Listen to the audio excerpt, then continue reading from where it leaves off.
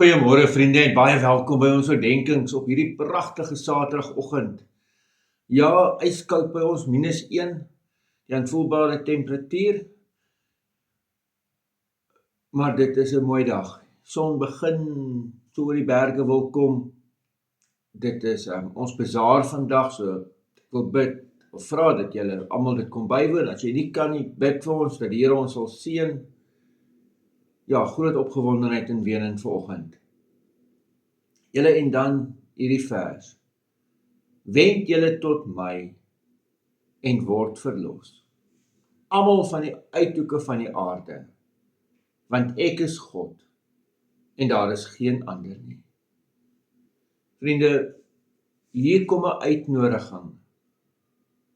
'n Uitnodiging tot elke een van ons en letterlik elke mens op die aarde.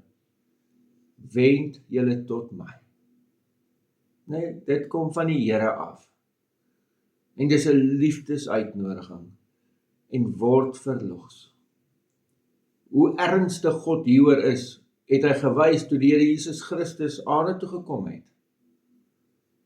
Nee, hierdie is nie vir God net woorde nie. Hy het letterlik, soos ons sê, daad by die woord gesit. Maar hoor dit. En dan vriende, word verlos. Nee, ek wil by jou kom pleit vanoggend. Hoor hierdie uitnodiging van God en wend jou tot hom.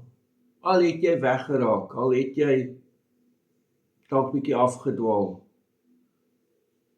Hoor weer hierdie uitnodiging. Wil jy dit nie vandag doen nie? Wil jy nie vandag besluit en vandag kies?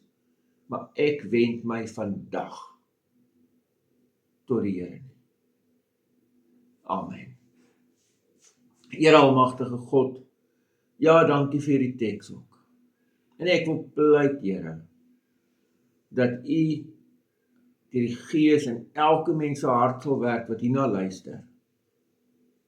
En dat ons mag terugkeer na U.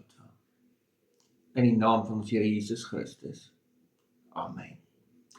Vriende, mag jy baie mooi, mag jy baie geseënde dag hê. Totsiens.